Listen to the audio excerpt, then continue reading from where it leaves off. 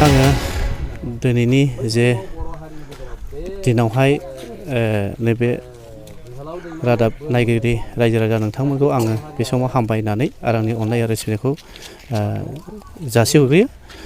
दिनैहाय नैबे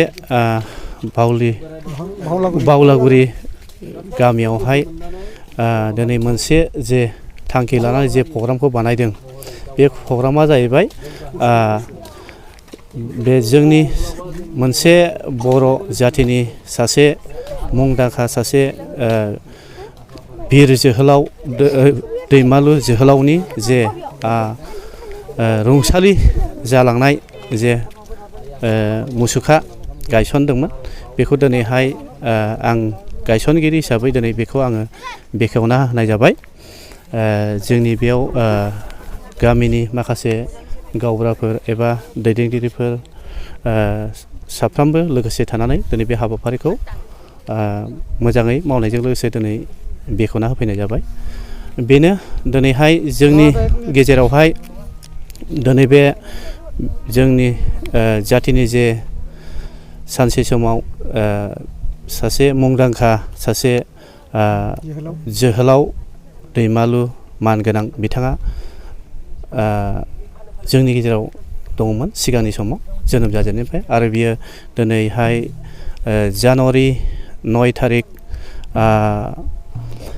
1255 सनावहाय बिथाङा रुंसारि जानानै थांबाय।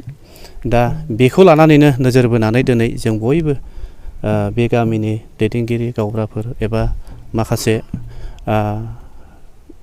माने बिबान गोनां रायजो राजा नोंथांमोनखौ लानानै दिनै बे हाबाफारिखौ मावनाय जादों, बेखेवनाय जाबाय। दिनै आं दिनैनि गेजेराव बेखौनो बुंनो सानबावदोंदि दिनै मानगोनां दैमालु जोहोलाव बिथाङा रुंसारि जानानै थांदोंब्लाबो, नाथाय बर' जाथि हिसाबै दिनै आं बेखौनो बुंनो सानदों, दिनैनि बे रादाबनि थ्रुयैहाय जोंनि सारा प्रिथिबियाव जोंनि बर' जाथिनि सासे मुंदांखा सासे बियो सासे जोहोलावमोन। दा बियो बेबादिनो बिनि आत्माया जोंनि बर' जाथिनि गेजेरावहाय जाहाथे अरायसम मुंख्लं जानानै थांदोंब्लाबो एबा रुंसारि जानानै थांदोंब्लाबो जोंनि जाथिनि गेजेराव बियो बिनि आत्माफ्रा जाहाथे जोंनि बर' जाथिनि गेजेरावहाय जाहाथे आसिरबादा थाबाय थागोन होननानै आं दाबो सानो। बेखौनो आंनि मेसेज हरनाया बे रादाबनि थ्रुयै। दा माखासे जे हाबाफारि मावनांगौखौ मावलांबाय थागोन, मानोना आंहा दा एसे सम सर्ट, बे हिसाबै आङो दिनै बे फिथाखौ बेखेवनायजों लोगोसे दिनै आङो बे गुसुंथा मेसेजखौ होनानै आङो बेयावनो आंनि अननाय सिबिनायखौ जासिहरनानै आं बेयावनो दोननाय जाबाय। बावलागुरि गामियाव जोहोलाव दैमालु लाइमोन जोहोलाव दैमालु मुसुखा बेखेवनाय जादों। बे मुसुखाखौ दान होदों जोंनि समाज सिबि मुस्रि सुनिल ब्रह्म आरो बिनि बिसि समिरानि ब्रह्म, आरो बे खाम्फाखौ गायसनदों जोंनि मानगोनां गसाइगावनि आदा चन्दन बसुमतारी। जोहोलाव दैमालुखौ बेयाव गायसननायनि थांखिया जाहैबाय, जों जोहोलावफोरखौ बावगासिनो दं, बावलांगासिनो दं, जों जोहोलावफोरखौ मान होआ जाबाय। दा बेबादि जुदि जोङो जोहोलावफोरखौ सिनायनो रोङाब्ला, जोहोलावफोरखौ जों जुदि फुजिनो रोङाब्ला जोंनि सिनायथिया बहा थाबावगोन? जोङो लासै लासै जों मा सिनायथि होगोन उनावहाय? दिनै जों बे गोथौ जायगायावहाय मुसुखा गायसनफैनायनि थांखियानो जाबाय, गामिनि मानसिफ्राबो जाहाथे नुथोंसै, मिथिथोंसै, गथ' गथायफ्राबो मिथिथोंसै, बे जोहोलाव दैमालु बियो जोंनि जोहोलाव दैमालु, जों बिसोरनिनो फोलेर। बे बिर जोहोलावफ्रा जोंनिनो माने जोंनिनो फर्ब पुरुष, बिसोरनि सिनायथिजोंसो जोंनि सिनायथि, बर' हारिनि सिनायथि। दिनै बर' हारिया जोहोलाव जोहोलावजोफोरनि मुसुखाफोरखौ दिखांनो रोङा, फुजिनो रोङा, जायनि थाखाय जोङो अगियान बादि जानानै थादों।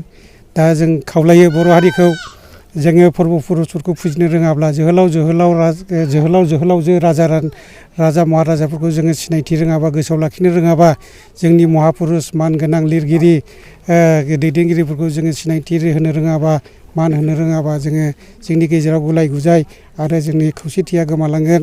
आरो बेबायदि जायोब्ला जोंनि बे बर' हारिया लासै लासैनो गोमोरलांनायनि लामायाव फैगोन। जोङो जोहोलाव दैमालु लाइमोन हान्जानि आं आफादगिरि जोङो थांखि लादों जोहोलाव दैमालु बा गुबुन गुबुन जोंनि महापुरुषफोरनि माबाफोरखौ मुसुखाफोरखौ जों जायगा जायगा जों गायसनलांबाय थागोन आरो बिनि थाखाय साफ्रोम बर' हारिखौ आं खावलायो जोंनि हारि दानायाव जाहाथे बे जोहोलावजोफोरनि मुसुखाफोरखौ गुबुन गुबुन आफादफ्राबो बेबादिनो गाव गावनि ओनसोलफ्राव गायसननानै गावनि नेरसोनफोरखौ जाहाथे गोग्गोम खालामनानै दोनो आं गोसो गोरबोनिफ्राय आरोबाव जोंनि बर' हारिनि दैदेनगिरि आरो रायजो राजा लिरगिरि बिनिफ्राय गेलेगिरि साफ्रोमखौबो आङो खावलायो जोंनि जोहोलावजोफोरनि मुसुखाफोरखौ जेरावबो जाहाथे गायसनो बयबो गोसो होनानै आरो जोंनि नेरसोनफोरखौ जाहाथे गोग्गोम खालामनानै दोनो बेखौनो बुंनानै आङो आंनि बुंनायखौ फोजोबनाय जाबाय गोजोन्थों। क'क्राझार सहरनि रायजो राजाफोरनि थाखाय गोजोनथाव खौरां। बिटिआरनि गाहाय राजथावनि क'क्राझार सहरनि जेडि रडजों नांजाबनाय सुदेमपुरी गांजेमा बाजाराव थानाय आइ आफा मेड लाइफ बिएम हस्पिटालाव रोंगौथि गोनां डक्टर आरो नार्स स्टाफफोरनि गेजेरजों गथ'साफोरनि बेरामजों लोगोसे जायखिजाया बेरामिफोरनि थाखाय होगासिनो दं मोजां फाहामथाय। बे हस्पिटालाव नोंथांमोनहा गोबां फाहामथाय खाबुफोर मोननो हागोन। 24/7 emergency service, laboratory, pharmacy, paediatrics, medicine, gynaecology, dental, urology, dental x-ray, play area, x-ray, sonography, OT, ICU, NICU, PICU नि खाबुफोरखौ मोननो हागोन। आइ आफा मेड लाइफ बिएम हस्पिटाला 24 घन्टा जेब्लाबो खुलायै थागोन आरो लांलाय लाबोलायनि एम्बुलेन्सआबो मोजाङै सार्भिस थागोन। आबुङै खौरां लाहरनो थाखाय 9101655430 8822 688 026 जानबुं नम्बराव खौरां लाहरनो हागोन।